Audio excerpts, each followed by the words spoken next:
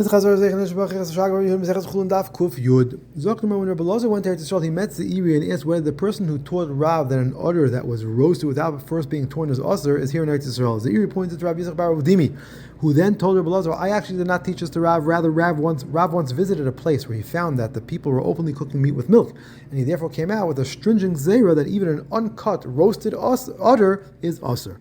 This is Rav Kahana's version of the reply. Rabbi Yosef bar Abba said that Rabbi Yitzchak bar Ravudimi told Rabbi Elazar that he had taught that the udder of a nursing animal that's full of milk is usher if it's roasted without being cut. When Rabbi Chia repeated this to Rav, he did not mention of a nursing animal because he was very sharp and thought that this distinction was obvious. Rav did not realize the distinction, and that's why he went and ruled that any udder that was roasted before being cut is usher. Rav and Rabbi Yitzchak bar Yosef were by Rav Papi, and they were given a dish of udder to eat. Rabbi Yitzchak bar Yosef ate it, Ravin did not. Abaye said to Ravin, Rav Papi's wife is the daughter of Rabbi Yitzchak Nafcha, who was known to be very careful in his actions. Therefore, if she prepared the dish, it must be that her father said this was mutter. Tzachmar Vaita and Surah, they did not eat udders. In Pumpadisa, they did. Tzachmar that Rami bar Tamri, who is Rami bar Dekule of Pumpadisa, went to Surah on Erev Yom Kippur. Everyone who was over there threw out their udders as they shechted their animals, and they threw these udders into the street. He picked them up and ate them. Rav Chisda asked why he did that. Rami told him, I'm from the place of Rabbi Yehuda, and therefore I do eat udders. Rav Chisda said, when one travels, he's supposed to follow the stringencies of the place he is in and the stringencies of the place from where he's from. Rami said, I ate them outside of the tchumen of the city. He then explained that he roasted them using grape pits that were more than a year old, so there's no issue of yayin nesech, and which had moss growing on them to show that they were certainly hefker. Rav Chisda asked why he wasn't wearing tefillin. Rami said he had a stomach ailment, and Rabbi Yehuda says that a person with a stomach ailment should not wear tefillin. He then asked him why he wasn't wearing tzitzis. Rami explained he was wearing a borrowed talis. Rabbi Yehuda says that a borrowed talis is not chayiv in tzitzis for the first 30 days.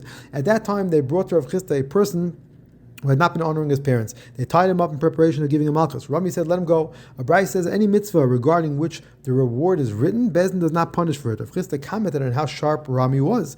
And Rami said, if we were by Rabbi Yehuda, you would see how sharp I truly am. Abai said to Rav Safra, when you go to Eretz Yisrael, ask them whether they allow a liver to be cooked in a pot. Rav Safra went and found Rav Zrika, who told him that he himself cooked a liver for Rav Ami, who then ate it. When he later repeated this to Abai said, I never meant to ask about the liver itself. That's surely mutter, because it doesn't absorb the blood that it discharges during the cooking process. I meant to ask whether other meat that's cooked in the same pot with the liver, whether the other meat becomes usher from the liver's discharged blood or not. Rav Safra said, you're certain about the liver itself because the Mishnah says that the liver does not become usher. If so, you should be certain about other meat in the pot as well, because the Mishnah says that a liver cooked in a pot makes the other meat in the pot usher from its blood.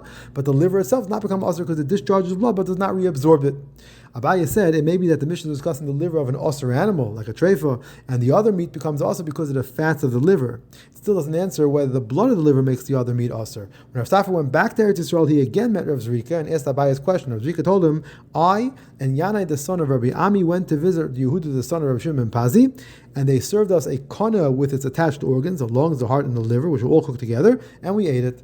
So Rav Ashi or Rav Shmuel of Zerikenya said, this is not a valid proof. It may be that the opening of the kana was left out of the pot, which caused all the blood to be discharged out of the pot. It may also be that the liver was first seared, which prevents it from discharging blood, as we find that Rav Huna would sear a liver in vinegar, and Rav Nachman would sear it in boiling water.